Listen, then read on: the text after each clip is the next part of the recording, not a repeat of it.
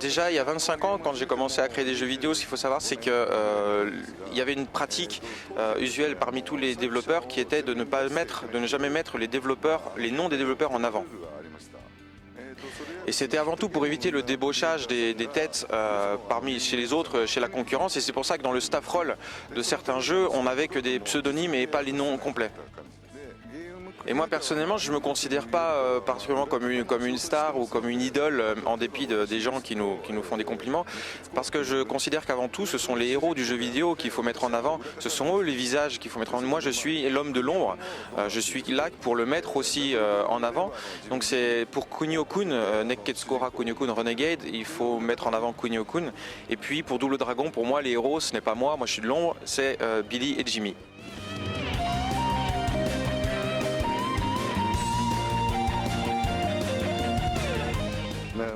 Quand j'ai commencé à créer des jeux vidéo, il y avait la folie des shoot'em up et il y avait pratiquement que ça dans les salles d'arcade. Et moi j'ai passé mon adolescence à me bastonner avec des clans de lycées rivaux et j'avais l'habitude en fait, je savais ce que ça faisait, je connaissais le plaisir, le thrill de la baston et j'ai voulu en fait mettre en avant mes connaissances puisque je connaissais bien ce domaine. Donc donner des coups de poing, donner des coups de pied, ça c'était un truc que je savais faire, que je connaissais et dans la vraie vie se bastonner, mettre les gens KO, ça devient criminel, mais le fait de le faire en jeu vidéo, ça devient un jeu. Et comme j'étais capable de le faire, je savais que je connaissais bien ce domaine, je me disais que je pouvais faire quelque chose d'assez réaliste et qui n'existait pas.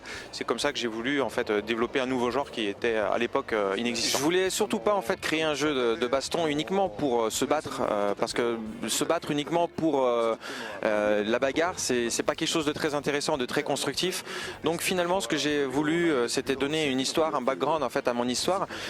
Kunio-kun, c'est un délinquant certes, mais c'est un délinquant gentil, c'est-à-dire qu'il a le sens des responsabilités, il a le sens de l'honneur et il vient aider les plus faibles pour aller ensuite de son côté bastonner des gens qui sont un peu moins cool. Donc son ami se fait brimer à l'école, donc lui étant délinquant et aimant la bagarre, il va se venger, donc c'est un délinquant gentil.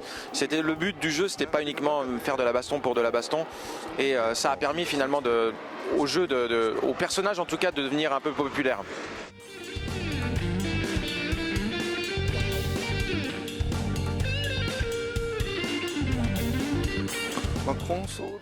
Alors, je ne vais pas vous parler de console en fait, puisque moi mon support préféré ça reste évidemment celui de l'arcade, celui sur lequel j'ai évolué.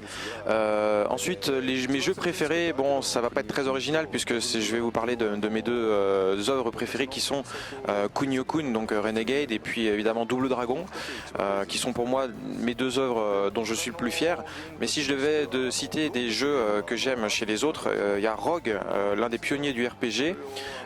Et puis aussi Toruneko no Boken, un jeu réalisé par Chunsoft, donc monsieur Koichi Nakamura, et notamment l'un des créateurs de Dragon Quest.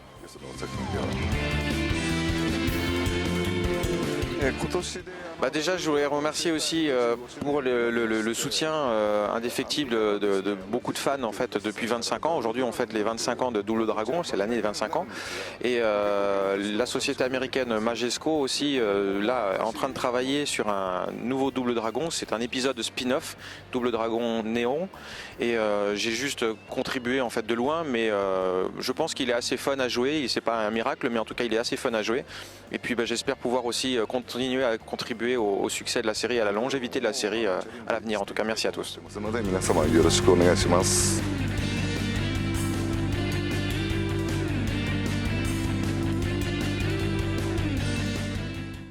ネムコショー大好きなんでこれからも頑張ってください。よろしく。